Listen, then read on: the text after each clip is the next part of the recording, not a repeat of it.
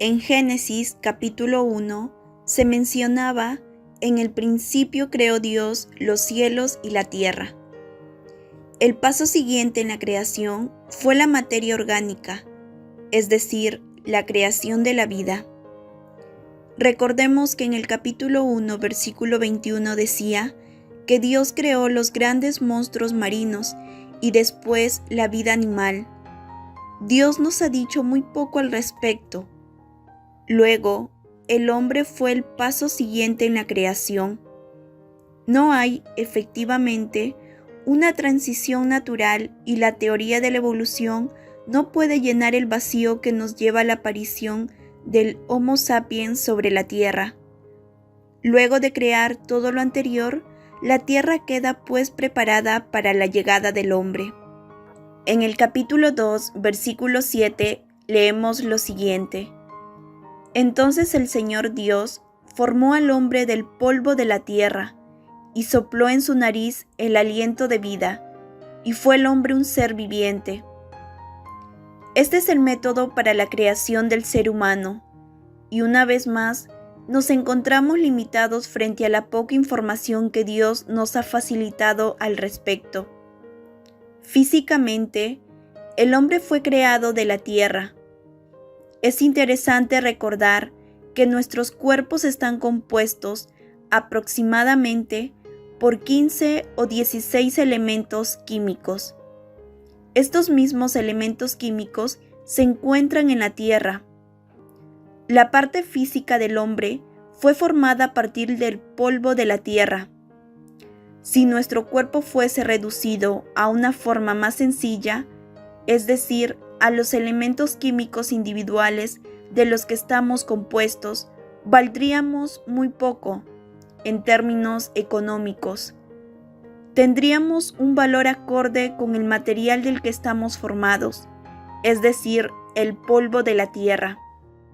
Pero el ser humano es más que eso. Físicamente somos polvo, y al polvo volveremos. Pero el espíritu volverá a Dios. ¿Por qué?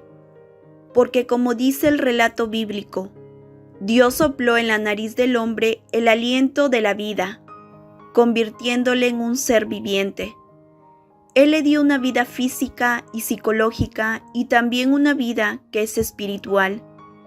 Dicho de otra manera, el hombre fue colocado en una relación maravillosa con su Creador. Tuvo en su ser una capacidad de comunicarse con Dios. Por lo que sabemos, esto es precisamente lo que separa al ser humano de las otras criaturas que se encuentran en el universo de Dios. Por supuesto, están los ángeles, pero de ellos sabemos muy poco. Los evolucionistas teístas, de los que hemos hablado anteriormente, dicen que la humanidad evolucionó hasta cierto nivel, el momento que expone este pasaje bíblico, a partir del cual Dios comenzó a trabajar con el producto de la evolución. Sin embargo, ninguna forma de la teoría de la evolución puede dar razón de la facultad de hablar del ser humano, ni de la conciencia, ni de la personalidad o individualidad humana. La evolución tiene dificultades para explicar estos tres elementos. Resulta sumamente fácil tomar los huesos del ser humano y compararlos con los de algún antropoide, probablemente un simio o un caballo. Estoy segura de que entre tales huesos existe una notable similitud, aunque también grandes diferencias. Como era de esperar, debe existir una cierta semejanza, porque estas criaturas viven en el mismo medio ambiente en que los seres humanos nos encontramos. Creo que se ha exagerado mucho el parecido entre el hombre y estas otras criaturas. El hombre es, ciertamente, una criatura diferente. Dios sopló en él el aliento de la vida, y el ser humano se convirtió en un ser viviente. Debemos tener presente que fue creado prodigiosa y maravillosamente. Y continúa diciendo el versículo 8 y 9. Y plantó el Señor Dios un huerto hacia el oriente, en Edén, y puso allí al hombre que había formado. Y el Señor Dios hizo brotar de la tierra todo árbol agradable a la vista y bueno para comer. Asimismo, en medio del huerto, el árbol de la vida y el árbol del conocimiento del bien y del mal. El Señor Dios hizo brotar de la tierra todo árbol, y aquellos árboles eran agradables a la vista y buenos para comer. Tenían belleza y una utilidad práctica combinadas. Esto era importante para el jardín del Edén, pues tenían árboles maravillosos, que eran al mismo tiempo funcionales y prácticos, al poder ser utilizados como alimentos. En esta tierra en la que vivimos, aún podemos contemplar belleza, a pesar de que la caída del hombre ha traído una maldición a la tierra. El hecho de esos espinos y cardos que produce, aún hay belleza en el mundo. Seguramente todos recordamos haber estado en lugares maravillosos, donde la exuberancia de la vegetación que crece con toda libertad en enorme variedad de frutos se combina con enormes cascadas de agua, que al descender forman ríos caudalosos, mientras aves y animales salvajes se pasean libremente.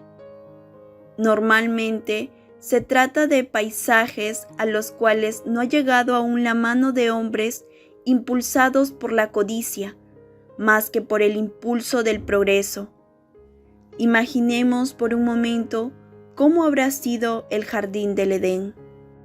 Continuamos leyendo del versículo 10 al 15. Y salía de Edén un río para regar el huerto, y de allí se repartía en 4 brazos. El nombre del uno era Pisón. Este es el que rodea toda la tierra de Ávila, donde hay oro, y el oro de aquella tierra es bueno. Hay allí también bedelio y onice. El nombre del segundo río es Gihón.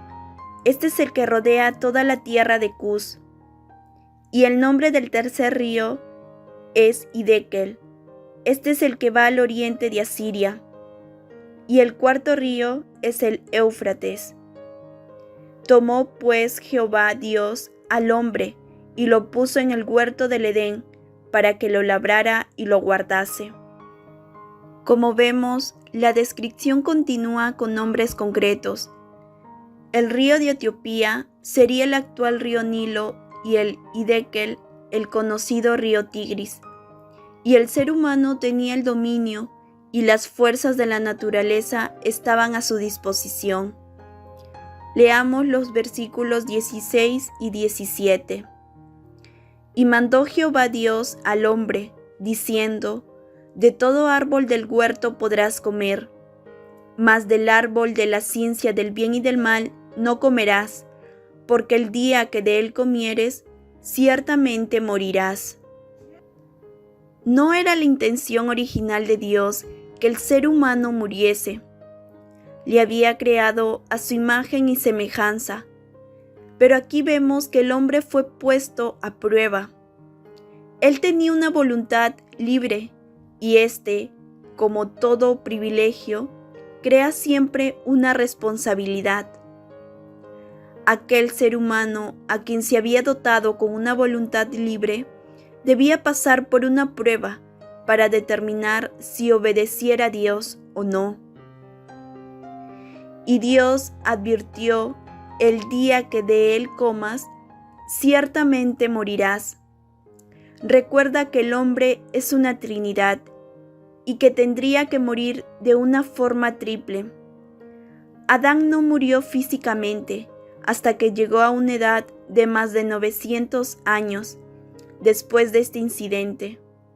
Pero Dios le había dicho: el día que comieres, ciertamente morirás. La muerte significa separación, y Adán quedó separado de Dios espiritualmente desde aquel momento en que comió de aquel fruto. Y el relato bíblico continúa con los versículos 18 al 20. Y el Señor Dios dijo: No es bueno que el hombre esté solo, le haré una ayuda idónea. Y el Señor Dios formó de la tierra todo animal del campo y toda ave del cielo, y las trajo al hombre para ver cómo los llamaría. Y como el hombre llamó a cada ser viviente, ese fue su nombre. Y el hombre puso nombre a todo ganado, y a las aves del cielo, y a toda bestia del campo. Mas para Adán no se encontró una ayuda que fuera idónea para él. Dios tenía un propósito al colocar al hombre solo en aquel jardín por un periodo de tiempo. Fue para mostrarle que tenía una necesidad, que necesitaba a alguien para estar con él. Aquí la define como una ayuda idónea.